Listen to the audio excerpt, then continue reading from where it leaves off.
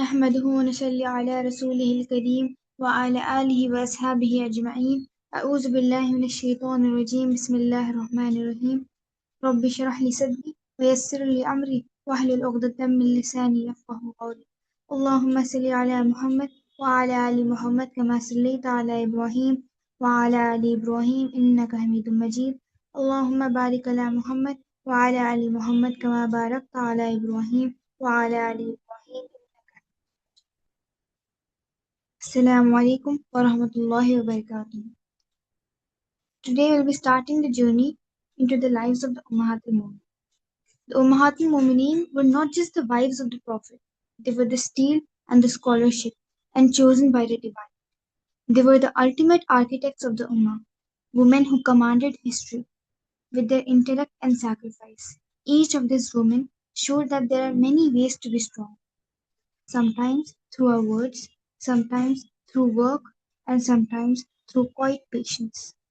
They are the very light that carry it into our hearts. To walk in their footsteps is to walk the path of ultimate victory, fueled by a legacy that time can never erase.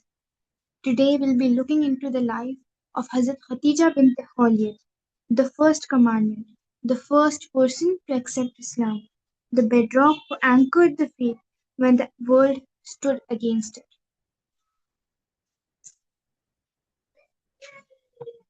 Hazrat Khadijah's early life. Hazrat Khadijah was a noble lady of Makkah. She was well known around for her good nature and wealth. Like the Prophet ﷺ, she belonged to the tribe of Quraysh. They had a common great grandfather called Husay bin Khil. This is how she was part of the big family of Makkah. Hazrat Khadijah's grandfather, Asad ibn Abdul Uzza, lived in a house very close to the Kaaba. It was in fact so close to the sacred house that the sun was high and the Kaaba's shadow used to fall on it. For this reason, the house was called the sister of the sacred house. All the children of the family loved to play in the cool courtyard shaded by the Kaaba. The branches of the tree were so long that they touched the walls of the Kaaba and got into the way of those who used to perform tawaf around the sacred house. But people did not mind this. However, later on during the caliphate of Hazrat Umar ibn al-Khattab, the tree had been cut down. He also bought the house and made it part of the sacred mosque. Hazrat Khadija grew up happily in Makkah, and like all her friends, when the time came, her marriage was arranged by the family. She was first married to a merchant called Abu Hala ibn Zurara. They had two sons called Hind and Hala, but unfortunately, Hazrat Khadija's husband died soon after their marriage. After the death of Abu Hala, Hazrat Khadija married again. Her second husband was also a merchant. He was called Atif ibn Aid and belonged to the Banu Makhzum tribe. Soon a daughter was born to them and they named them Hind like her elder brother. But to her sorrow, Hazrat Khadija's second husband too passed away after a few years. As there was a custom during that time, the wealth of both of the husbands was inherited by Hazrat Khadija. She became one of the richest ladies in Makkah. But she was not only good but wise. She took over the business and became a trader herself. She sent goods and sent trade caravans to Yemen and Syria. She used to hire people to do this for her. She used to do business on a commission basis. That is, she paid extra to each employee for every item he sold. In those days, the best and the most profitable caravan routes stretched hundreds of kilometers from the ports of Yemen in the south of Arabian Peninsula right up to the Syria in the north. Makkah being in the middle of this route naturally became a good place to stop and rest for some time.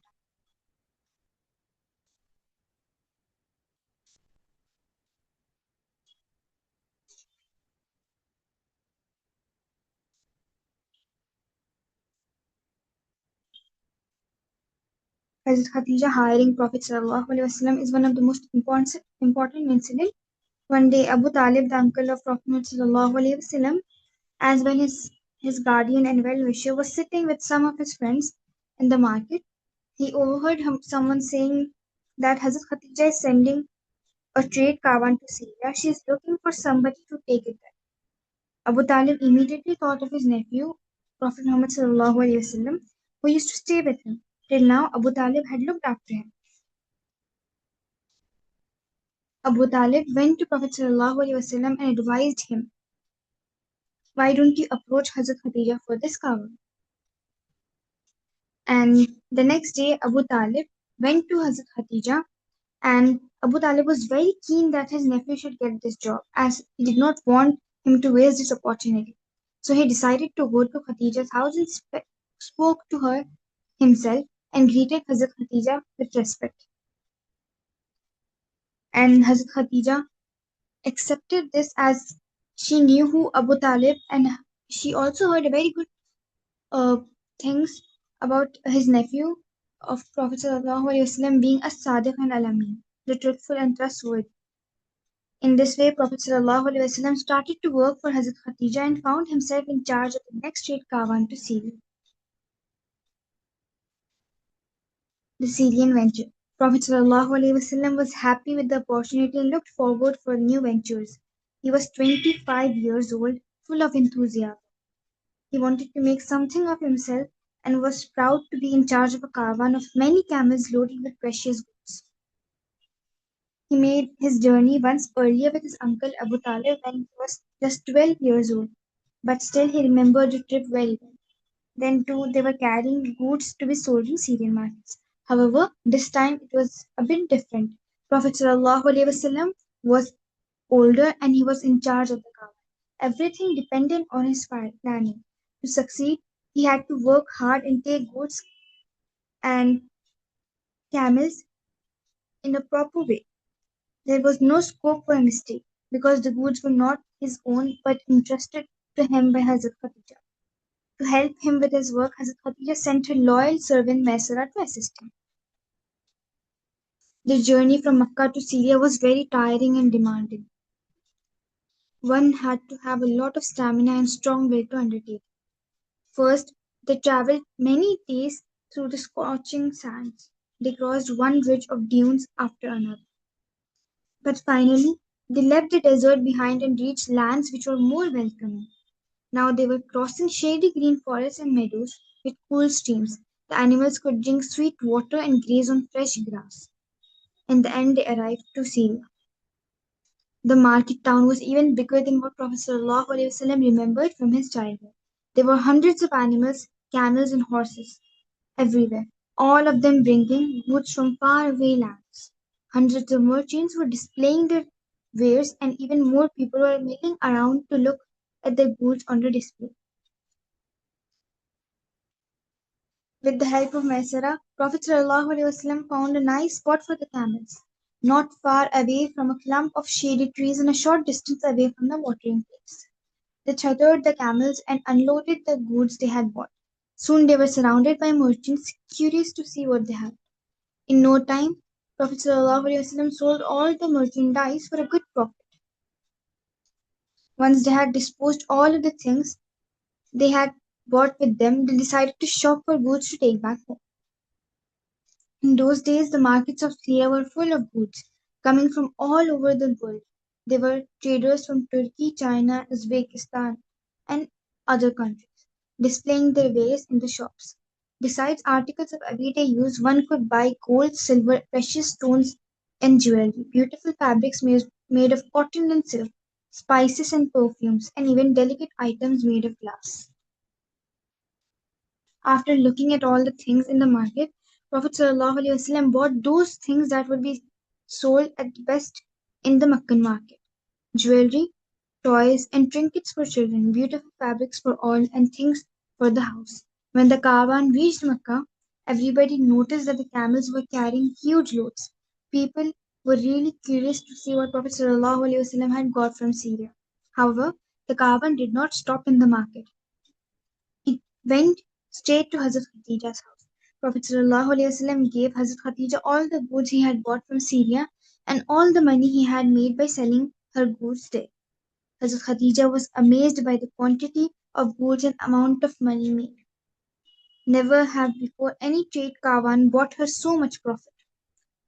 and it was all due to the truthfulness and honesty of Prophet Muhammad sallallahu alaihi wasallam. On top of that, Maisara, her servant, who had accompanied Prophet sallallahu alaihi wasallam to Syria, praised Prophet sallallahu alaihi wasallam in glowing terms to anybody who would listen, and he also told Khadijah again and again, I have never met anybody more honest and more trustworthy than Abu Talib.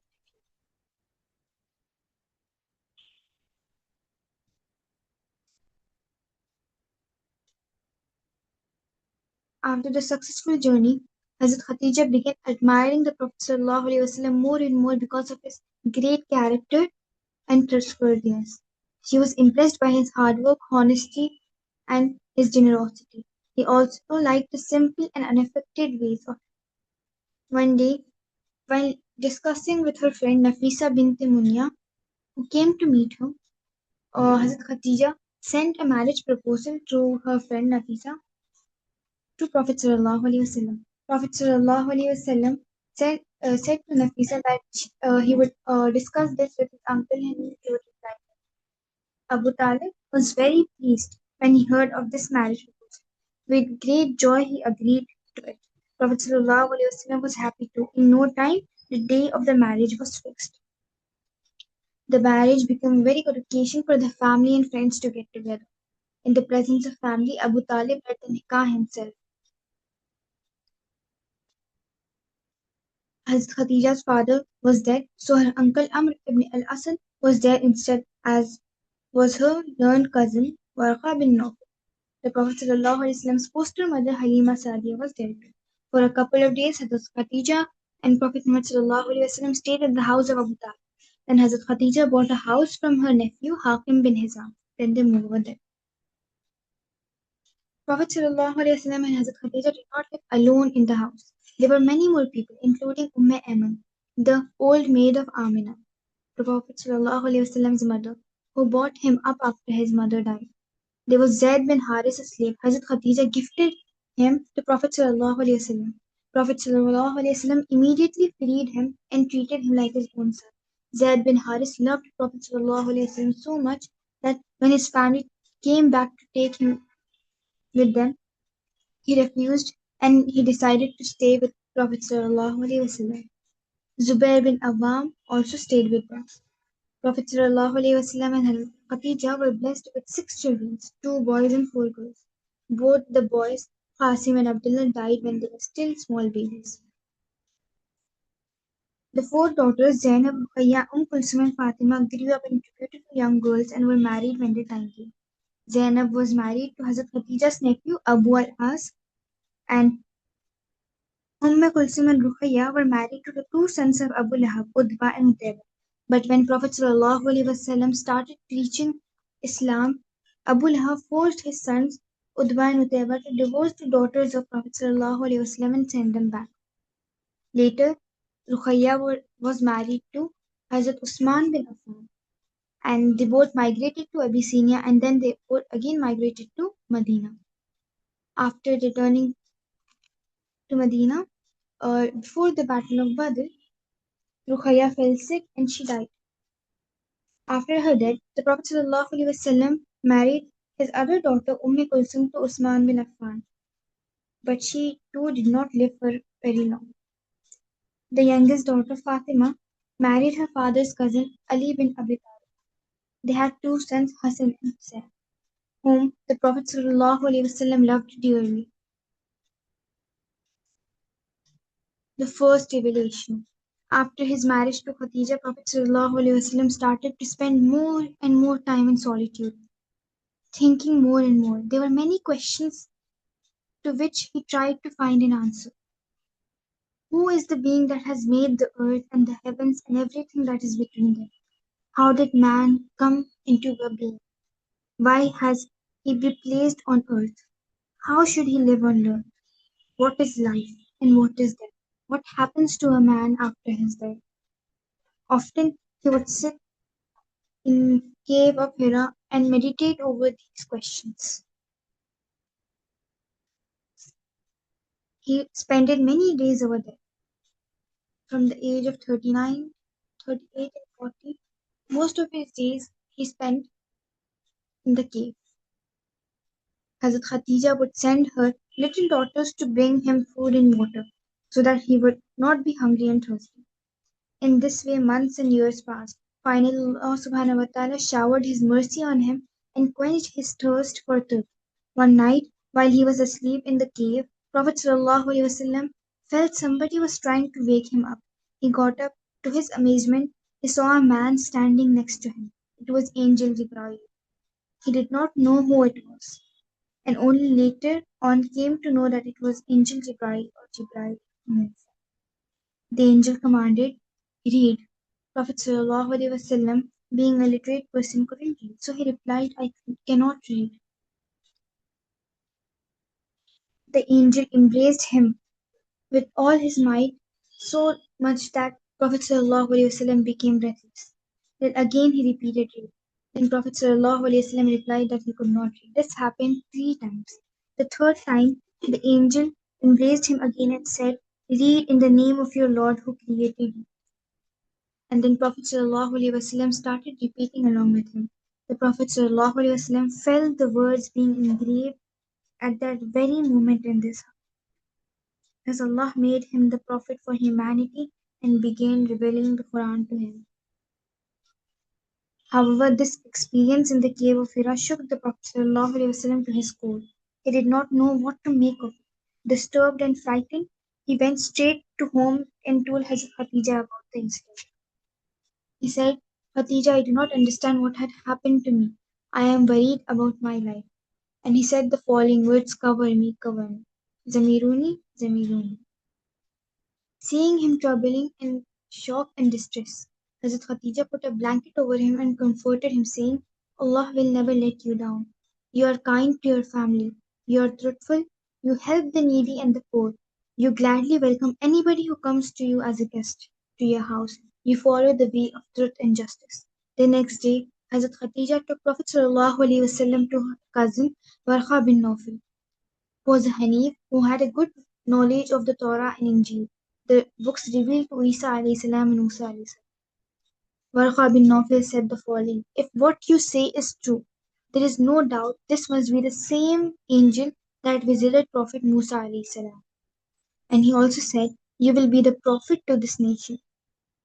He warned Prophet ﷺ that his people will force him out of his homeland. And he also promised Prophet ﷺ that if he will be alive until that time, he would help Prophet ﷺ in his mission. But Warqa bin Nawfal, being an old man, passed away soon afterwards.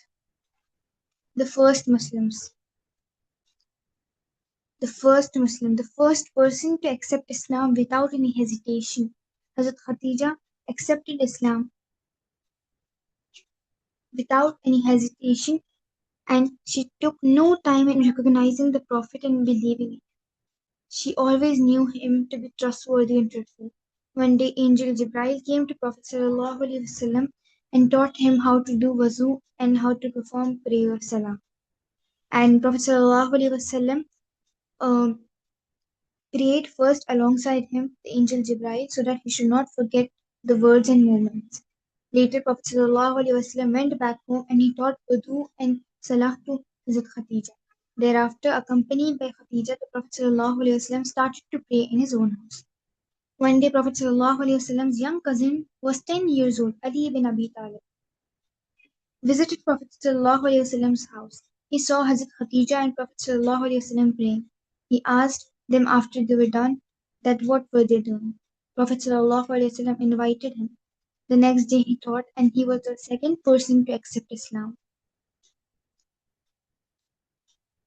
From that time, Prophet ﷺ would lead the prayers and Ali would stand next to him, with Khadijah standing behind them. They were the only 3 people offering salah at that time, and there were only 2 prayers at that time, Fajr and Isha, each with 2 rakah were prescribed. During the early mission, Hazrat Khadijah showed immense support to Prophet ﷺ. Prophet ﷺ realized that this was a time and the beginning of new era when he received a revelation signing to preach his close relatives and friends. He started to preach Islam full time. He gave up on his business activities and Hazrat Khadijah placed all her wealth for his disposal. Her entire fortune was used up to the cause of Islam. She not only gave her wealth in the cause of Islam, but also became personally involved in the dawah. She organized meals for the people of Makkah. This gave her a chance to meet them in groups and talk to them about Islam. Some of them liked and enjoyed the message which Prophet ﷺ brought. But not everybody liked the message of Prophet ﷺ. Many people of Makkah, usually the leaders of Makkah, did not want to accept Islam. They were scared that people would turn away from tribal tribulations and would no longer listen to them. They began to be cruel with Prophet ﷺ and those who accepted Islam. They spoke rudely to them, threw dust and garbage on them when they passed through their houses. They wouldn't let them buy goods in their shops or do business with them. They would not allow them to take part in their gatherings and spread all sort of lies about them. They called the Prophet ﷺ with bad names. Sometimes they would even attack the Prophet ﷺ when he prayed near the Kaaba. There were a few occasions when they tried to kill him. But the more they spoke against him, the more people wanted to find out for themselves what is that the Prophet was teaching.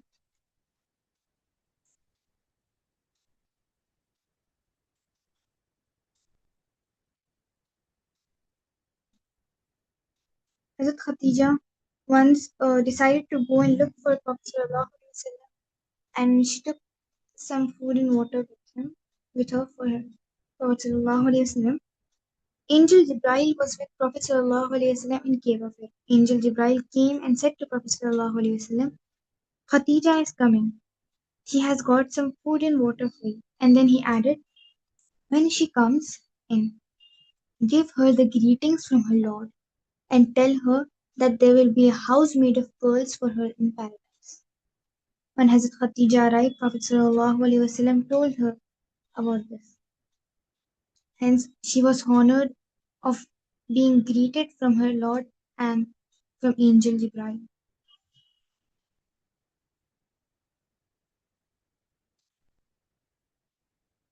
The social boycott. When the Quraysh saw Prophet ﷺ's mission becoming popular with the people of Makkah, they became angry. They decided to impose a total social boycott on the family of the Prophet, which was known as Banu Hashim.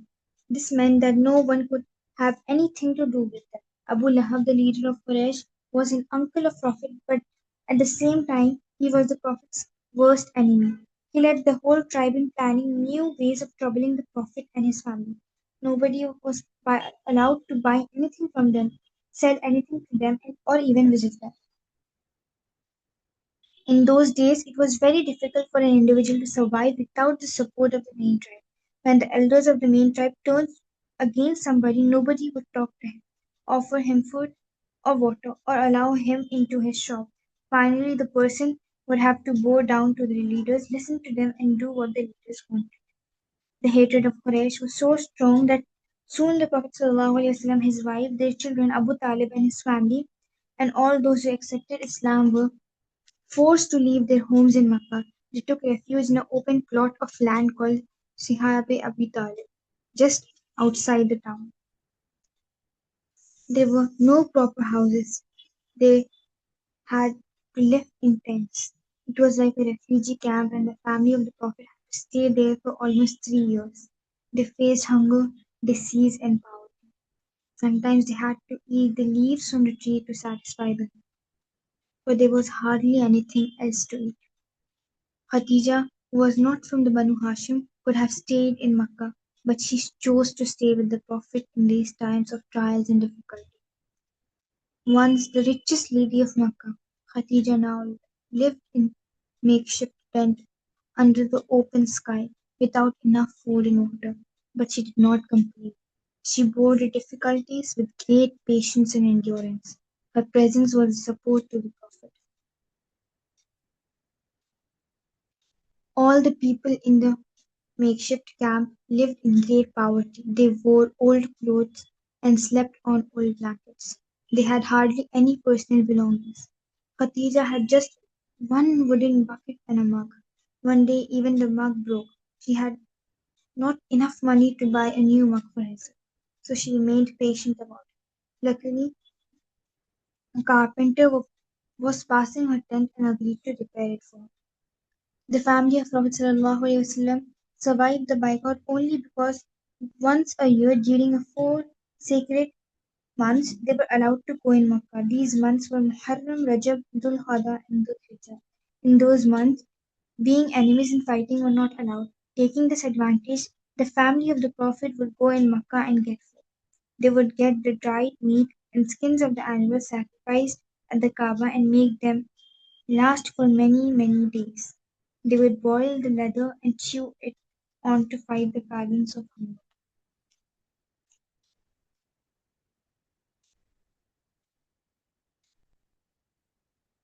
At the end of the Bible, one night Hakim bin Hizam, Hazrat Khadijah's nephew, was taking some food for her.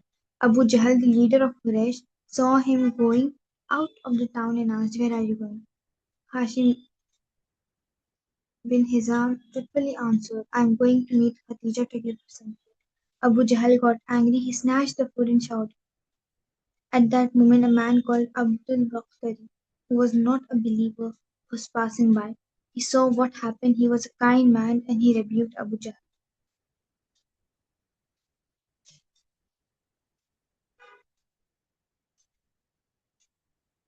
This little incident led to great argument and many discussions in the town. More and more people, horrified at the fate of Al-Hashim, began to think and speak like Abu Bakhtari. Finally, the boycott was lifted and the boycott notice was removed from the wall of Kaaba because some of the men in the Quraysh in Mecca decided to speak for the truth. And when they entered Kaaba, they saw the notice was eaten by termites, except for the name of Allah. So they saw this as a sign so that the boycott should be lifted. The year of Sarwa. The family of Prophet ﷺ and a handful of Muslims living in the makeshift tents outside Mecca were allowed to return to their homes. But most of their houses were in bad shape. The roof and the walls were full of holes. Also, the harsh treatments the believers had to endure during these years of ban had left them broken in mind and spirit. Their health suffered due to long starvation, and many of them were sick. On top of that, their businesses were ruined and they had no money left to start with. It was very difficult for them to rebuild their lives. Abu Talib, the good uncle and great supporter of the Prophet, for many years became very sick and weak. He died soon after their return to Makkah. Khadija's health was not good either. She had suffered great hardship, and instead of eating herself, she used to give all her food to her children and her husband. She passed away a few days after Abu Talib's death. Thus, the two of Prophet ﷺ's most loyal supporters, who stood like mountains behind him, left him suddenly. The Prophet ﷺ was heartbroken. He could hardly manage to keep his mind and will strong. He called that year the year of service. And later on, when he spoke of Khadijah, he spoke of her with great love.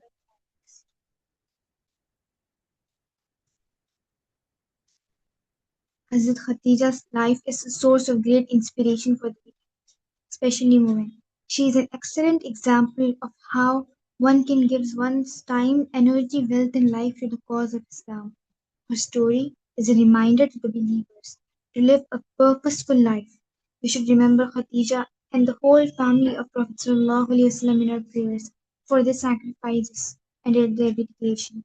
It was precisely their sacrifice, dedication, and hard work that let Islam reach all corners of the world and allowed the Quran to be preserved in the original form. May Allah subhanahu wa ta'ala be pleased with them.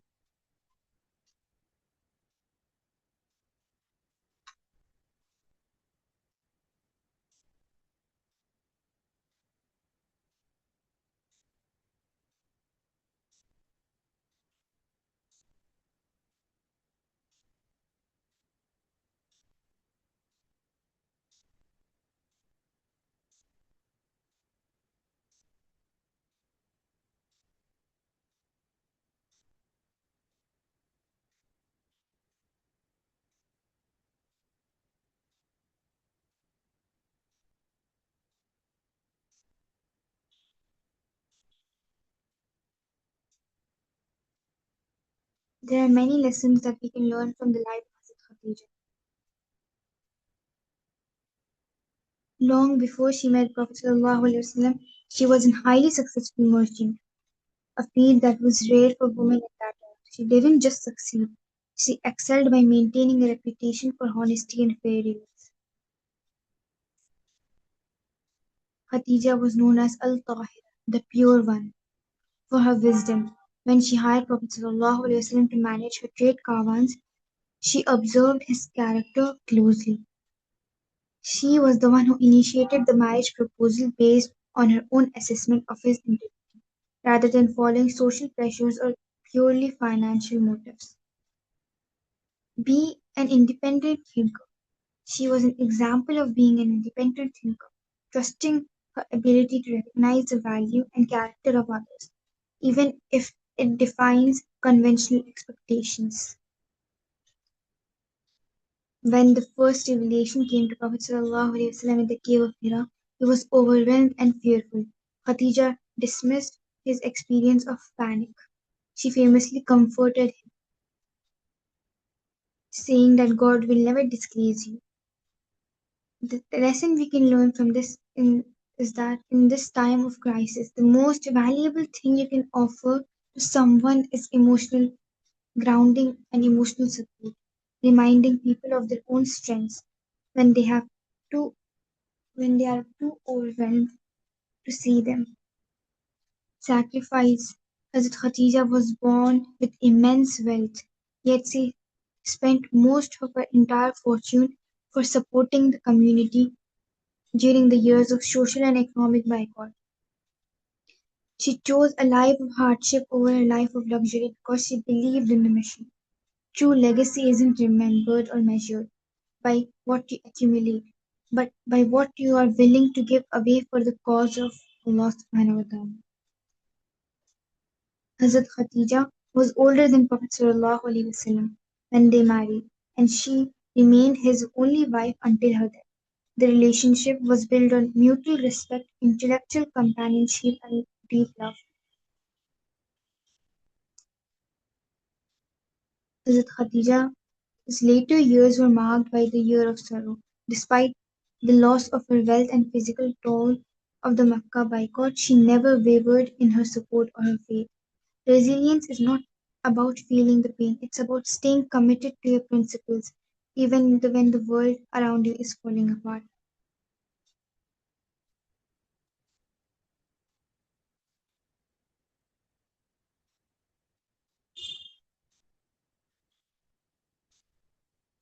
Her generosity, her conviction, her support, and her professionalism is all an example for us to follow. And I hope we can take a good moral from her story.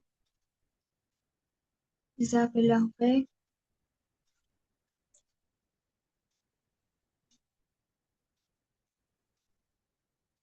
سبحانك اللهم وبحمدك ونشهد أن لا إله إلا أنت ونستغفرك ونتوب إليك.